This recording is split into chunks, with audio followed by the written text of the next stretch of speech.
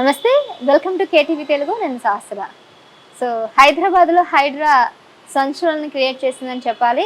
So రోజుకు ఒక కూల్చివేతతో అక్రమార్కుల గుండెల్లో గుబెలు రేపిస్తుందని అనాలి. అయితే రీసెంట్గా ఎన్ కన్వెన్షన్ కూల్చివేత తర్వాత నాగార్జున ఇచ్చిన స్టేట్మెంట్ తర్వాత సో నాగార్జునే చేసిన వాళ్ళు మా సామాన్యుల వరకు రారా అన్నట్టు కూడా ఇప్పుడైతే మనం తీసుకోవాల్సిన పరిస్థితి. మరి హైడ్రాలో నెక్స్ట్ ఎవరెవరు ఉన్నారు, ఎవరెవరి అక్రమ ఆస్తులు కూల్చే అవకాశం ఉంది, అన్ని అంశాలు కూడా ఈరోజు మనం మాట్లాడుతూ మనతో పాటు ఉన్నారు జర్నలిస్ట్ అనలిస్ట్ అయినటువంటి షణ్ముఖ్. నమస్తే అండి. నమస్తే అండి. సో హైడ్రా చేస్తుంది ఒకవైపు నిజానికి మంచి పనే, కాకపోతే బీజేపీ వాళ్ళు ఏం చెప్తున్నారంటే పెద్దవాళ్ళ ఆస్తులు కూల్చినా కానీ నష్టం లేదు, కానీ మధ్యతరగతి ఎంతో కష్టపడి ఈఎంఐలు కట్టుకొని ఇలాంటి బిల్డింగ్లు కట్టుకున్న తర్వాత అక్కడ వెళ్ళి కూల్చిన తర్వాత వాళ్ళ పరిస్థితి ఏంటి, వాళ్ళ ఈఎంఐల పరిస్థితి ఏంటి, వాళ్ళకంతా నష్టమే కదా. సో పేదవాడికి మేము అండగా ఉంటామని బీజేపీ అయితే హైడ్రాని అయితే వ్యతిరేకిస్తుంది. పెద్దవాళ్ళ జోలికి వెళ్ళండి కానీ మిడిల్ క్లాస్ జోలికి అయితే రావద్దని చెప్తుంది. సో కాంగ్రెస్ వాళ్ళేమో ఇందులో ఎవరున్నా కానీ మేము చట్టరీత్యానే వెళ్ళాల్సి వస్తుంది, సో అక్కడ మిడిల్ క్లాస్ ఆఫ్ పూర్ అవన్నీ కూడా చూడమని హైడ్రా చెప్తుంది. ఇంకొంతమంది ఏం చెప్తున్నారంటే కాంగ్రెస్ వాళ్ళని మినహా మిగిలిన వాళ్ళందరూ కూడా కూల్చేస్తున్నారని వాదన కూడా ఉంది.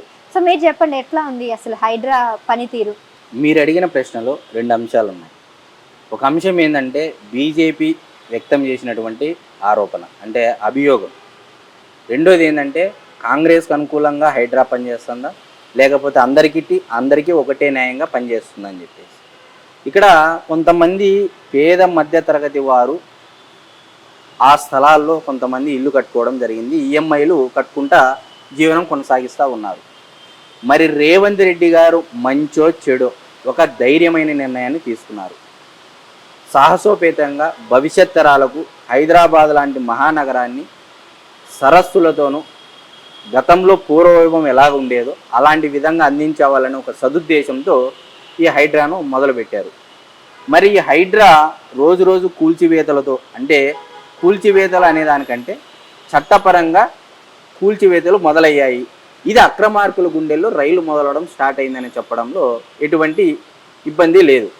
కానీ ఇక్కడ వాస్తవం ఏంటంటే రేవంత్ రెడ్డి గారి సర్కారు రెవెన్యూ రికవరీ యాక్ట్ పెట్టేసి, ఇప్పుడు మీరు ఇందాకన్నారు కొంతమంది మధ్యతరగతి వారి మీద చాలా ప్రభావం చూపుతుంది, మా వరకు వస్తే మా జీవితాలు ఏమైపోతాయి, మేము ఈఎంఐలు కట్టుకునేసేది. గతంలో ఎవరైతే అధికారులు దీనికి పర్మిషన్ ఇచ్చారో, ఎవరైతే కన్స్ట్రక్షన్స్ బిల్డర్లు చేశారో వీళ్ళందరి మీద రెవెన్యూ రికవరీ యాక్ట్ ప్రయోగించి వాళ్ళ ద్వారా డబ్బులు వసూలు చేసి, వాళ్ళ ద్వారా ఖజానాకు డబ్బులు వసూలు చేసి గవర్నమెంట్ ద్వారా కూడా కొంతమేర మొత్తాన్ని జమ చేసి ఎవరైతే పేద మధ్యతరగతి వారు ఉన్నారో వాళ్ళకి ఇల్లు లేదా కట్టివ్వడమో, లేకపోతే స్థలం అలకేట్ చేయడమో, లేకపోతే ఇంకోటి ప్రత్యామ్నాయ మార్గం చూపిస్తే హైడ్రాకు వచ్చిన నష్టం ఏందండి? రెవెన్యూ రికవరీ యాక్ట్ అనేది చట్టంలో బలంగా ఉంది. దాన్ని ఇప్పుడు నాగార్జున గారు ఉన్నారు, నాగార్జున గారి యొక్క ఎన్ కన్వెన్షన్ కూల్చివేస్తే కనీసం ఒక అభిమానం నుంచి కూడా వ్యతిరేకత కానీ ఒక పోస్ట్ కానీ ఎక్కడ లేదు. అసలు మద్దతు నాగార్జున గారి అభిమానుల్లో కూడా ఇది నిజమేమో అన్న కూడా ఒక పోస్ట్ కూడా లేదు. అంటే నాగార్జున గారి అభిమానులు కూడా దీన్ని స్వాగతిస్తున్నారు హైడ్రాను. మరి ఒక నాగార్జున గారే ఈ ఎన్ కన్వెన్షన్ ద్వారా దాదాపు 4,000 కోట్ల రూపాయలు సంపాదించారు అని చెప్పేసి కూడా కథనాలు వచ్చాయి, పత్రికల్లో వచ్చాయి, మీడియాల్లో వచ్చాయి. రోజుకి ₹1,00,000 దాకా రెంట్ తీసుకునే లక్ష కాదండి, దాంట్లో 3 నుంచి 4 హాల్ ఉన్నాయి ఎన్ కన్వెన్షన్ హాల్. ఒక్కో హాల్కి ఒక్కో రేటు. దాదాపు 4 హాళ్ళు పని చేస్తే అంటే బుక్ అయితే 1.7 CR నుంచి 2 CR వరకు పర్ డే వస్తుంది. పర్ డే 2 CR వస్తుందా? పర్ డే 25 లక్షల నుంచి 50 లక్షల వరకు రెంట్ వసూలు చేస్తారు. అంటే బర్త్డే పార్టీస్ కానీ, వెడ్డింగ్ పార్టీస్ కానీ, రిసెప్షన్లు కానీ, పెళ్ళిళ్ళు కానీ ఇలాగ 4గా డివైడ్ చేశారు. మొత్తం 4 పరంగా ఆదాయం వేసుకుంటే పర్ డే 1.7 CR నుంచి 2 CR వరకు ఆదాయం అని చెప్పేసి పత్రికల్లో వార్తలు వచ్చాయి, కథనాలు వచ్చాయి. మరి సంవత్సరానికి 350 కోట్ల రూపాయలు, 12 ఏళ్ల పాటు దాదాపు 4,000 కోట్ల రూపాయల పైమాటే ఆదాయం వచ్చిందని చెప్పేసి పత్రికల్లో కూడా కథనాలు వేశారు, మెయిన్ స్ట్రీమ్ మీడియాలో కూడా రావడం జరిగింది. మరి ఇంత ఆదాయం వచ్చినప్పుడు రెవెన్యూ రికవరీ యాక్ట్ ప్రయోగించి గవర్నమెంట్ స్థలాన్ని మీరు వాడినందుకు గాను కొంతమేర వసూలు చేయండి. పేద మధ్య తరగతి వారు ఎవరైతే నష్టపోతారో వాళ్ళకి ఇచ్చేసేయండి. కానీ ఆయన చెప్తున్నాడు అది మాది పట్టా భూమి, నేను ఎక్కడ కూడా కబ్జా చేయలేదు, భూకాక్రమణ చేయలేదు అనేది ఆయన స్పష్టంగా అయితే చెప్తున్నారు. కోర్టు స్టే కూడా విధించింది, అయినా కూడా దాన్ని ఎలా కూల్చివేశారని చెప్తున్నారు. కోర్టుది ఏముందండి, ఈ న్యాయ వ్యవస్థ ఇప్పుడు ఎలా అయిపోయింది, చాలా లొసుబాట్లు ఉన్నాయంటారా? న్యాయ వ్యవస్థలో ఎలా ఉందంటే జిల్లా కోర్టులో ఒక తీర్పు ఉంటుంది, జిల్లా కోర్టులో కొట్టేస్తే హైకోర్టుకు వచ్చేస్తే హైకోర్టులో ఒక తీర్పు వస్తూ ఉంది, హైకోర్టులో కొట్టివేస్తే సుప్రీంకోర్టులో ఒక తీర్పు వస్తూ ఉంది. ఎలా అండి? విదేశాల్లో న్యాయ వ్యవస్థలు ఇలాంటివి ఎక్కడైనా ఉన్నాయా? ఒక తీర్పు ఒకే అంశం మీద భిన్నాభిప్రాయాలు వివిధ కోర్టులు ఎలా వస్తున్నాయి? ఇప్పుడు జిల్లా కోర్టులో అదే చట్టమేగా చదివేది జడ్జి, అదే చట్టమేగా అంబేద్కర్ రాసినటువంటి అదే రాజ్యాంగము, అదే అంశాలు, అవే అమెండ్మెంట్స్, అవే వాళ్ళు చేస్తారు. మరి జిల్లా కోర్టులో కొట్టివేస్తారు, హైకోర్టుకు వెళ్తే హైకోర్టులో ఒక తీర్పు వస్తుంది, హైకోర్టులో కొట్టివేస్తే సుప్రీంకోర్టులో ఒక తీర్పు వస్తూ ఉంది. మరి న్యాయ వ్యవస్థలో లోపాలు ఉన్నట్లా లేదా? అంటే న్యాయ వ్యవస్థలో లోపాలు ఉన్నాయా, న్యాయం అంటే న్యాయమూర్తుల్లో లోపాలు ఉన్నాయని ఇక్కడ అర్థం కాని అంశంగా మారింది. రోజు రోజుకు ఇప్పుడు చూడండి, కవిత గారి బెయిల్ విషయమే తీసుకున్నాము. మనీష్ సిసోడియా ఏమో దాదాపు 500 రోజులు పై మాట, ఈమెమో 165 రోజులు బెయిల్ వచ్చింది. అంటే స్కామ్ ఏమో ఒకటే, కానీ తీర్పు అమలు పరచడంలో సిసోడియాకు ఒక తీర్పు, కవితకు ఒక తీర్పు. అంటే ఇప్పుడు ఎక్కడ లోపం ఉందనుకోవాలి? న్యాయ వ్యవస్థలో లోపాలు ఉన్నాయని మీరు అంటున్నారు. ఖచ్చితంగా న్యాయ వ్యవస్థల్లోనూ లోపాలు ఉండొచ్చు, న్యాయం ఇచ్చేటువంటి న్యాయమూర్తుల్లో కూడా లోపాలు ఉండవచ్చు. వాళ్ళు ఆలోచించే తీరు వాళ్ళదే కరెక్ట్ అని చెప్పలేం కదా. ఈరోజు 498(7) సెక్షన్ ఉంది, 498, 497, 498. ఏ ముహూర్తాన ఆ తీర్పు ఇచ్చాడో కానీ అక్రమ సంబంధాలు విపరీతంగా పెరిగిపోయాయి సమాజంలో. మరి దీనికి జవాబు ఇచ్చేది ఎవరు జవాబిస్తారు? నేను ఇదే అంశం మీద, ఈ న్యాయ వ్యవస్థ మీద శ్రీనివాస్ చౌహాన్ అని చెప్పేసి ఒక అడ్వకేట్ ఉన్నారు. ఈ మధ్య ఫేస్బుక్లో కానీ యూట్యూబ్లో కానీ అంశాల వారీగా న్యాయ వ్యవస్థ పరంగా ఏ విధంగా ముందుకెళ్లాలని చెప్పేసి ప్రజలకు అర్థమయ్యే విధంగా ఒక మంచి వీడియోలు చేస్తూ ఉన్నారు. నేను అతనికి ఒక మెసేజ్ చేయడం జరిగింది. ఏమని? సార్, మీరు ఒక సీనియర్ అడ్వకేటు, మీకు చాలా నాలెడ్జ్ ఉంది న్యాయ వ్యవస్థ మీద, మీలాంటి వారు మాట్లాడితే కానీ దీనికి ఒక సెన్సిటివ్ రాదు అని చెప్పేసి కూడా నేను మెసేజ్ పెట్టడం జరిగింది. సార్, జిల్లా కోర్టులో ఒక తీర్పు ఇస్తే ఇదే అంశం మీద హైకోర్టుకు వెళ్తే హైకోర్టులో ఒక తీర్పు వస్తూ ఉంది, హైకోర్టులో ఇది కొట్టివేస్తే అదే అంశం మీద సుప్రీంకోర్టుకు వెళ్తే అక్కడ ఒక తీర్పు వస్తూ ఉంది. ఏంటి సార్ ఇది? జిల్లా కోర్టుకు, హైకోర్టుకు, సుప్రీంకోర్టుకు ఒకే అంశం మీద ఇన్ని భిన్నాభిప్రాయమైన తీర్పులు ఎందుకు వస్తూ ఉన్నాయి? మరి రాజ్యాంగం ఒకటే, చట్టం ఒకటే, మరి ఎందుకు తీర్పులు వేరువేరుగా వస్తూ ఉన్నాయని నేను అడిగితే, నువ్వు కూడా ఒక పౌరుడివే, నువ్వు కూడా అడగచ్చు అని చెప్పేసి ఆయన నాకు సమాధానం ఇవ్వడం జరిగింది. మాలాంటి వారు అడిగితే సమాజంలో ఎలా ఉంటుందంటే, గెలిచిన వాడు గాడిద గురించి చెప్పినా గొప్పగా ఉంటుంది, ఓడిన వాడు ఓంకారం గురించి చెప్పినా చెవికెక్కదు. మరి మీలాంటి సీనియర్ అడ్వకేట్లు న్యాయ వ్యవస్థలో మీకు పట్టున్నటువంటి వారు ప్రజలకు అర్థమయ్యే విధంగా వీడియోలు చేస్తున్నారు కాబట్టి మీలాంటి వారు ఈ అంశం మీద కూడా మాట్లాడాలని చెప్పేసి నేను శ్రీనివాస్ చౌహాన్ గారిని కోరడం జరిగింది. అతను స్పందించలేదు, దురదృష్టవశాత్తు. మరి నేనేమంటున్నానంటే, మీరేమంటున్నారంటే హైడ్రాలో ఎవరైతే ఎక్కువ ఆక్రమణలు చేశారో వాళ్ళ దగ్గర ఇన్ కేసు ఆదాయం, ఇట్లా ఆక్రమణ చేసి ఆదాయం సంపాదించుకున్న వాళ్ళ దగ్గర నుంచి డబ్బు వసూలు చేసి ఎవరైతే నష్టపోతారో వాళ్ళకి ఇవ్వమనేది మీ ఆలోచన. నేనేమంటున్నానంటే, హైడ్రా తీసుకున్నటువంటి చర్యల మీద నేను తప్పు పట్టట్లేదండి, కానీ ఇదే విధంగా కొనసాగిస్తే మంచో చెడు రేవంత్ రెడ్డి గారు సాహసం చేసి ఒక నిర్ణయానికి కట్టుబడి ఉన్నారు. ఇదే రేవంత్ రెడ్డి గారి తమ్ముడు తిరుపతి రెడ్డి గారికి కూడా నోటీసులు ఇచ్చారు. మాదాపూర్లో చెరువు పక్కన 155 మీటర్ల దగ్గరలో నీ ఇల్లు ఉందని చెప్పేసి, తిరుపతి రెడ్డి రేవంత్ రెడ్డి వల్ల తమ్ముడు, సొంతం తమ్ముడు, ఆయనకు కూడా నోటీసులు వచ్చాయి. నాకు టైం ఇవ్వండి, మీరైనా కూల్చుకొని, లేకపోతే నాకు టైం ఇవ్వండి, నేను ఖాళీ చేసి వెళ్ళిపోతానని చెప్పడం జరిగింది. మరి రేవంత్ రెడ్డి గారి తమ్ముడి విషయంలోని ఇంత కఠినంగా ఉన్నటువంటి రేవంత్ రెడ్డి గారు అందరూ ఎలా కాంగ్రెస్కి అనుకూలంగా పనిచేస్తాడండి? ఇప్పుడు తిరుపతి రెడ్డి ఇల్లు FTL జోన్ లో ఉందంటారా? Buffer zone. ఖచ్చితంగా వాళ్ళు నోటీసులు కూడా పెట్టేశారు. ఇంటికి దాదాపు 200 నుంచి 300 ఇళ్లకు బఫర్ జోన్ లో మీ ఇల్లు ఉన్నాయి. FTL అంటే full tank level, buffer zone అంటే అది నిండిన తర్వాత అది ఆక్రమించుకునేటువంటి వాటర్ ఏదైతే ఉంటుందో అది బఫర్ జోన్ అంటారు. మరి ఆ బఫర్ జోన్ లో తిరుపతి రెడ్డి గారి యొక్క ఇల్లు కూడా ఉంది.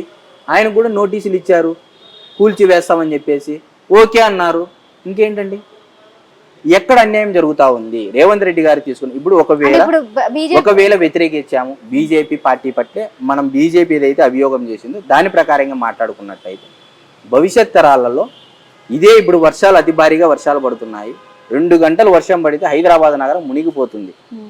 మరి ఈ బీజేపీ పార్టీ నాయకులు ఎవరైతే అభియోగం మోపుతా ఉన్నారో, ఆరోపణ చేస్తా ఉన్నారో, అందరికీ ఒకటే విధంగా వర్తింపజేస్తారని, వీళ్ళంతా ఎవరికైతే హైదరాబాద్ మహానగరంలో నష్టం చేకూరుతాదో అతి భారీ వర్షాల వల్ల, వాళ్ళందరికీ న్యాయం చేకూరుస్తారా? ఈరోజు చెరువులు లేకపోవడం వల్ల, ఈరోజు అవన్నీ లేకపోవడం వల్లే కదా వర్షం పడితే చాలు రోడ్ల మీదకి నీళ్ళు వచ్చేస్తున్నాయి, మునిగిపోతూ ఉన్నాయి. మరి దాని మీద మాట్లాడరే? ప్రజల కోసం మీరు ప్రజాప్రతినిధులు, కానీ మీకోసం కాదు కదా. అక్రమంగా ఎవరు కట్టుకోమన్నారు? ఇప్పుడు అక్రమంగా పర్మిషన్ ఇచ్చినటువంటి అధికారుల మీద చర్యలు తీసుకోవాలి. రెవెన్యూ రికవరీ యాక్ట్ ప్రయోగిస్తే ఎవరికి నష్టమేముంది? నువ్వు ఎందుకు కట్టావు? అది అక్రమం తెలిసిన తర్వాత కట్టినోడు ఎందుకు కట్టాడు? నేను అదే అడుగుతున్నానండి. ఇప్పుడు చర్యలు తీసుకోవాల్సింది ఎవరైతే పర్మిషన్ ఇచ్చారో ఆ అధికారుల మీద కదా, వాళ్ళని ఎందుకు చర్యలు తీసుకోవట్లేదు కాంగ్రెస్ ప్రభుత్వం అనేది ఇప్పుడు ప్రశ్న. ఇక్కడ రేరా అని ఒకటి ఉందండి రియల్ ఎస్టేట్లో. రేరాలో రిజిస్ట్రేషన్ అయింటేనే, రేరా నెంబర్ ఉంటేనే అని చెప్పేసి అది బిల్డర్ అయినా డెవలపర్స్ అయినా. మరి గతంలో ఈ వ్యవస్థ లేదు కదా. అప్పట్లో ఈ వ్యవస్థ లేనప్పుడు ఇప్పుడు మోడీ గారి ప్రభుత్వం వచ్చింది, డిజిటల్ ఇండియా అని చెప్పేసి పాత ఉన్నటువంటి నోట్లను రద్దు చేసి కొత్త నోట్లను తెచ్చారు. ఫోన్పేను, గూగుల్ పేను ఇచ్చారు. ట్రాన్సాక్షన్స్ లిమిట్ చేశారు, ట్యాక్సులు పెంచారు, అన్నీ చేశారు. అంటే ఒక ప్రభుత్వము మారినప్పుడల్లా వారి యొక్క ఎజెండా, వారి నిర్ణయాలు, ఒక పాలసీలు తీసుకొని వస్తారు. ఇప్పుడు కేసీఆర్ గారు వచ్చారు. కేసీఆర్ గారు తనకున్నటువంటి 10 ఏళ్ళ అధికారంలో తన పార్టీ బలోపేతం దృష్ట్యా, లేకపోతే ప్రజల దృష్ట్యా కొన్ని నిర్ణయాలు తీసుకోవడం జరిగింది. అది రేవంత్ రెడ్డి ఒప్పుకోకపోయినా కంటిన్యూ అవుద్ది, లేకపోతే ఉత్తమ్ కుమార్ రెడ్డి ఒప్పుకోకపోయినా కంటిన్యూ అయ్యింది, లేకపోతే బట్టి విక్రమార్క ఒప్పుకోకపోయినా కంటిన్యూ అయ్యింది. మరి 10 ఏళ్లలో వీళ్ళు ఒప్పుకోనంత మాత్రాన ఇదే రేవంత్ రెడ్డి గారు తెలుగుదేశం పార్టీలు అప్పట్లో ఎమ్మెల్యేగా ఉన్నప్పుడే భూముల ఆక్రమణ చేస్తున్నారని చెప్పేసి అప్పట్లోనే చెప్పడం జరిగింది, 10 ఏళ్ల కిందటే. మరి ఆ వీడియోలు కూడా వైరల్ అయ్యాయిగా.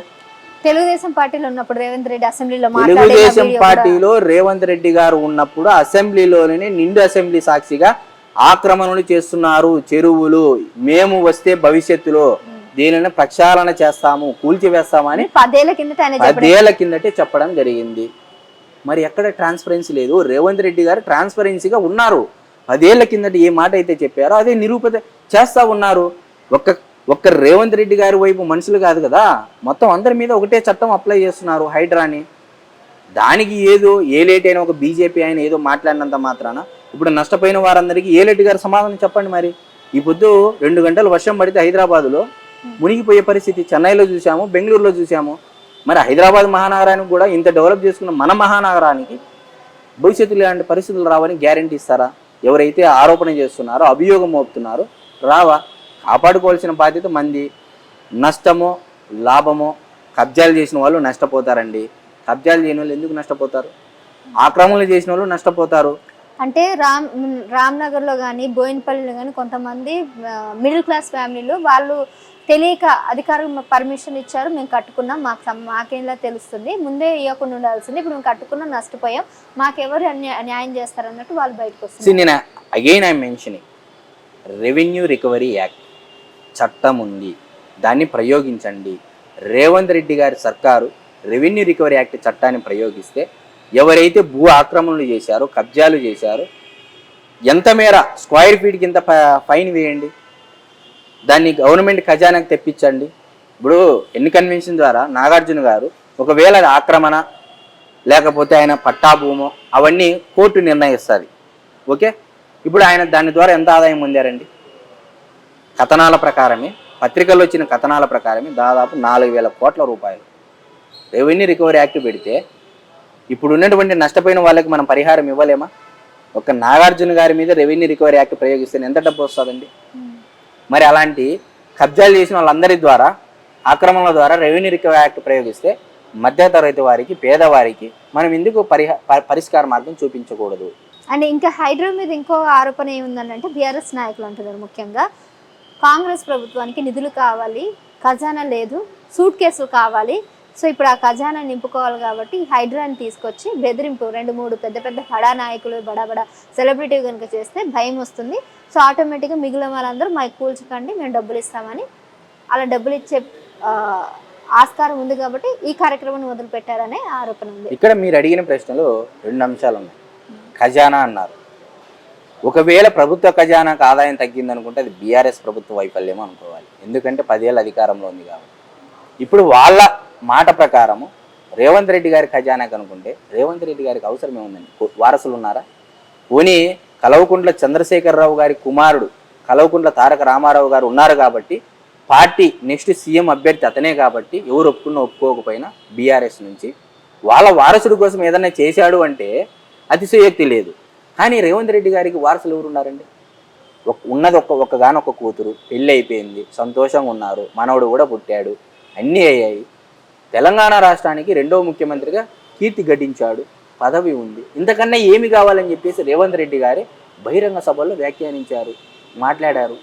మరి ఇంతకు మించిన ఈరోజు అలాంటి ఉద్దేశం లేదు కాబట్టే, ఖజానాను నింపుకునే అవకాశం లేదు కాబట్టే రేవంత్ రెడ్డి గారు ధైర్యంగా సాహసోపేతమైన నిర్ణయం తీసుకున్నారనే దాంట్లో ఎటువంటి అతిశయోక్తి లేదని నేను చెప్తాను. మరి ఒకవేళ ప్రభుత్వ ఖజానా కానీ 2వ వర్షన్ మనం మాట్లాడుకున్నట్లయితే మరి 10 ఏళ్ళు పరిపాలించింది బీఆర్ఎస్ ప్రభుత్వం. రేవంత్ రెడ్డి గారి సర్కారు వచ్చింది ఎన్నాళ్ళైంది? 8 నెలలు, డిసెంబర్లో వచ్చింది. 6 నెలలు 8 నెలలు అయ్యింది ఇప్పటికీ. మరి 8 నెలల్లోనే 10 ఏళ్ళు పరిపాలించిన మీరు విమర్శలు చేయడం అనేది ఎంతవరకు సబబు, ఎంతవరకు సమంజసం? ఆలోచన చేయాలి కదా. మరి ఖజానా మీరేమంటున్నారు? హైదరాబాదు అంటే తెలంగాణ రాష్ట్రం ధనిక రాష్ట్రం అని చెప్పేసి కేసీఆర్ గారు గతంలో చెప్పారు. మరి తీరా వైట్ పేపర్స్ రిలీజ్ చేసిన తర్వాత ఒక విద్యుత్ బకాయిలే 85,000 కోట్లు పెట్టారని చెప్పేసి ఇదే అసెంబ్లీలో శ్వేతపత్రం విడుదల చేశారు. దాని మీద మాట్లాడుకోకుండా కేసీఆర్ కూడా అసెంబ్లీకి రాలేదు, కేటీఆర్ గారు కూడా దాని మీద మాట్లాడట్లేదు. మరి ఎందుకు? ఇలాంటివి ఏంటంటే ప్రతిపక్షంలో ఉంటారు కాబట్టి ఏదైనా ఆరోపణ చేయవచ్చు.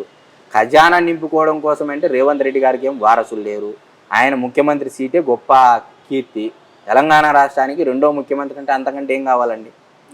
మరి భిన్నాభిప్రాయాలు వ్యక్తం చేయడంలో ఎటువంటి దాంట్లో మనం మాట్లాడుకోవాల్సినంత అవసరము లేదు, వాళ్ళవి పట్టించుకోవాల్సినంత అవసరము లేదు. అండ్ ఇంకొకటి, ఇప్పుడు హైడ్రా కూల్ చేసిన తర్వాత దానికి సంబంధించిన ఏ పనులు అవుతున్నాయో వాటి ఖర్చులు కూడా ఆ భూకి అదే ఆ భూభాగంలో ఉన్నటువంటి బాధ్యులు వాళ్ళే ఖర్చులు భరించాలనేది కూడా చెప్పిందంట. అది నిజమేనా, వాస్తవేనా? అంటే జిహెచ్ఎంసీ పనులు కానీ లేదంటే క్లీన్ చేసే పనులన్నీ కూడా వాళ్ళదే బాధ్యత అని అన్నారంట. అవును అన్నారు. అక్రమణలు చేసిన వాళ్ళు తొలగించాల్సిన బాధ్యత వాళ్ళదే ఉంటుంది. ఈ హైడ్ అంటే బుల్డోజర్ లో కానీ జేఏసీ వాటి ఖర్చులు కూడా ప్రజలకు చెందాల్సినటువంటి డబ్బులు హైడ్రా తీసుకున్నటువంటి నిర్ణయాల మీద ఖర్చు చేయడం అనేది సమంజసం కాదు. ఎవరైతే ఆక్రమణలు చేశారో అది వాళ్ళే పెట్టుకోవాల్సి వస్తుంది. లేదు అన్నప్పుడు దాన్ని ఏ విధంగా వసూలు చేయాలో ప్రభుత్వానికి అనేది హైడ్రాకు ఖచ్చితంగా తెలుసు. ఇప్పుడు ఇలాంటి భారం వేస్తే వాళ్ళు ఆల్రెడీ నష్టపోయారు. సో నష్టపోయిన వాళ్ళు ఇంకా ఖర్చు ఎలా ఇస్తారని అనుకుంటుంది హైడ్రా? ఇవ్వకపోతే ప్రభుత్వమే చేసుకుంటుంది.